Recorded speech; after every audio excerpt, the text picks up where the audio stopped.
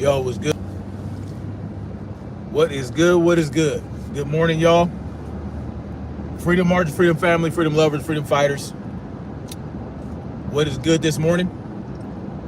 It is Wednesday, August 21st, 2024.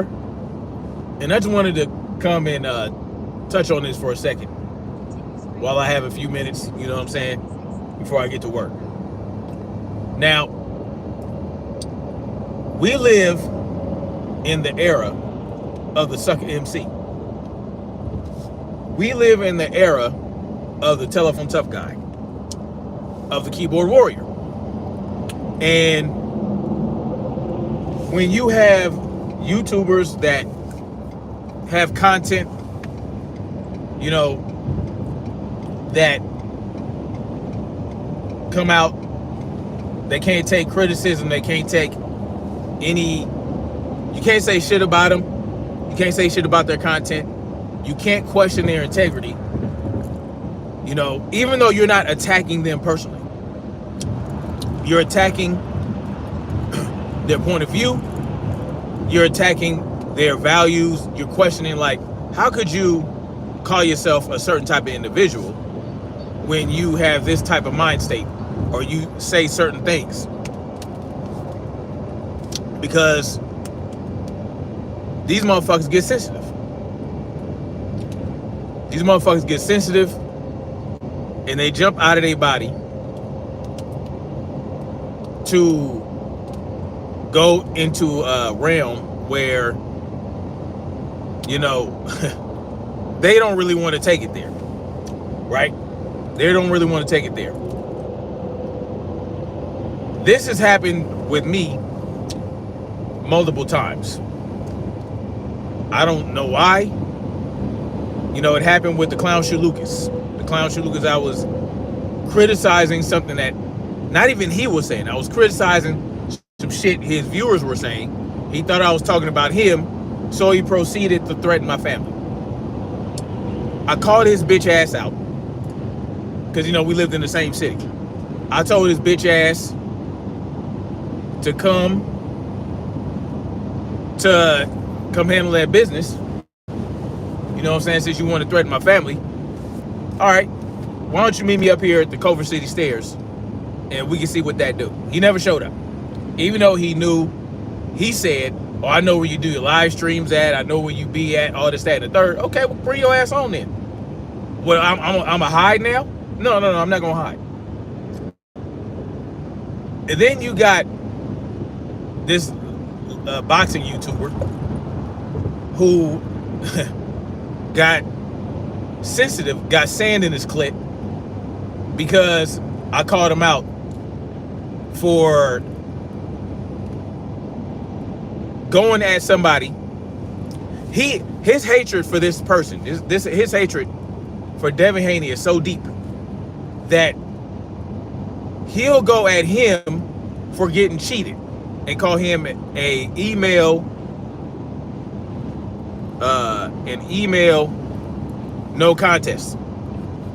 And so I called him out on that. I said, hey man, what, I don't understand how you could get on Ryan Garcia and act like, you know, oh, well, he's a drug sheet, there's no excuse, there's no this, there's no that.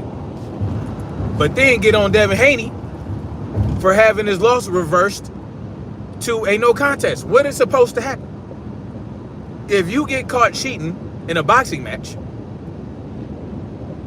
and you win, the least that should happen to you is that you get your win reversed to a no contest. I don't understand why Devin is getting the brunt, getting the contention, or getting the hatred for that. I don't get it. But, you know, some people's level of hate is so deep that it's ridiculous. So, you know, instead of addressing what I said,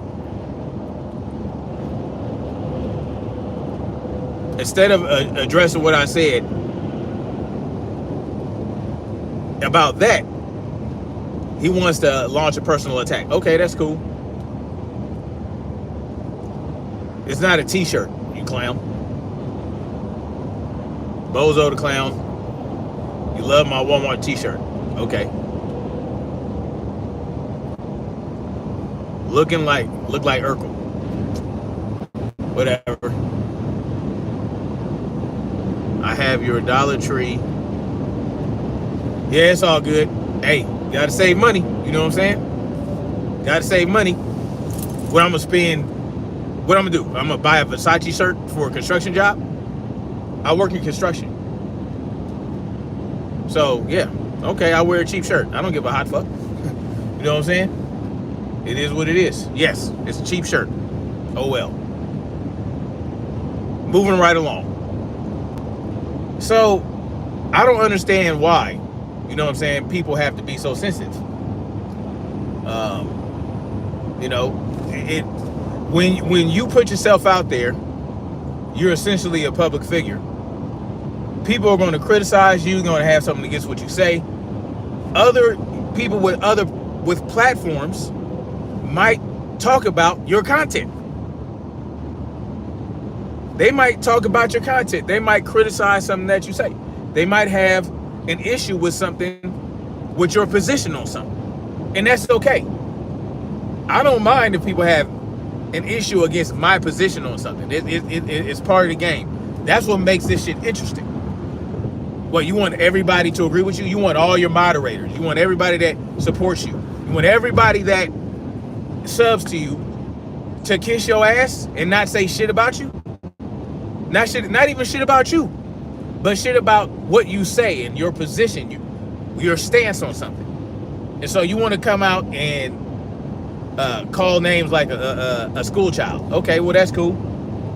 You know, it is what it is. I'm pointing it out. Like,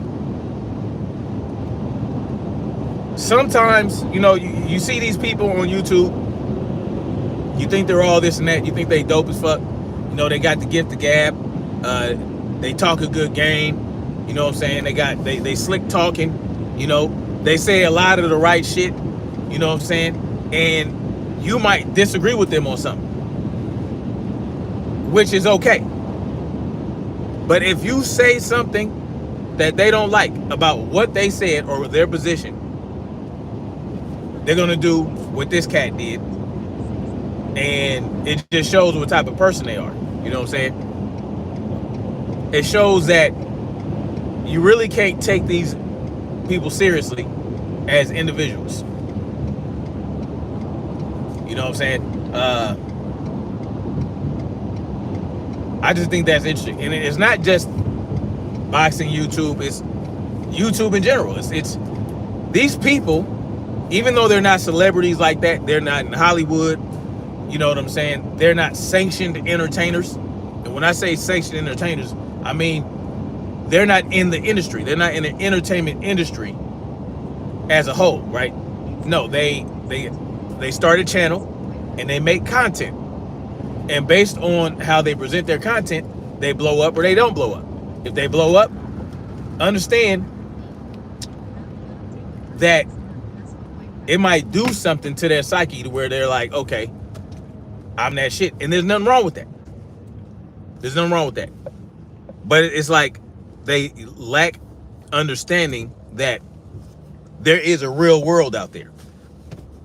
There is a real world out there. And like I said yesterday, if two grown-ass men are in a room together and they're having a discussion about something and they disagree, Pingu Newts was good. Good morning, black man. Erie J, I appreciate that.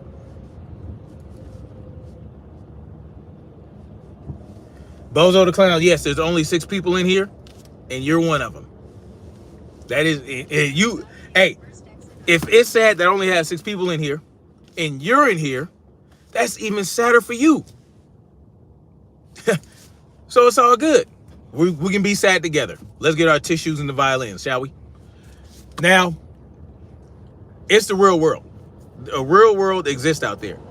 If 2 grown-ass men are in a room together and they're discussing something and they have a disagreement, and, you know, you don't like something somebody said, and you jump out of your body, you jump out the window and proceed to call a grown-ass man a hoe or whatever the fuck you want to call him, understand that something might come flying at your face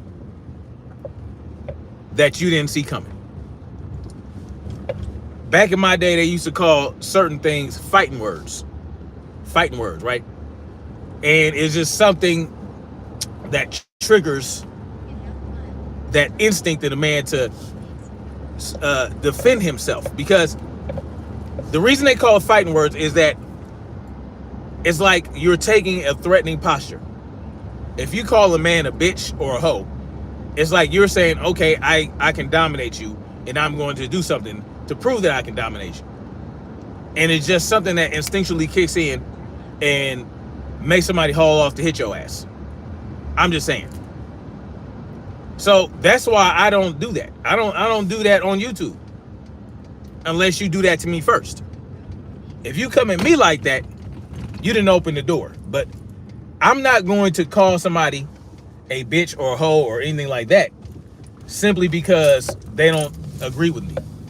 Now, I did call this one YouTuber a narrative ballerina, but only because, and only in the context of his ability to spin the narrative.